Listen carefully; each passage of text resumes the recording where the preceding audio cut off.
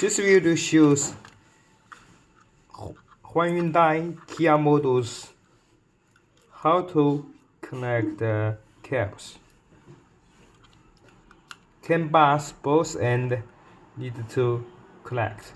Then this one has a AUX L and right.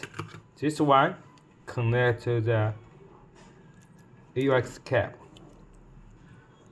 The white one to the audio out.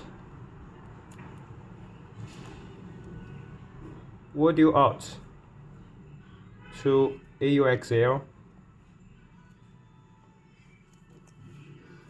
Audio out right to AUX right. This connects the back of the GPS unit. Connect like this. Then this one need to connect the back of the GPS unit. Then your unit will have sound.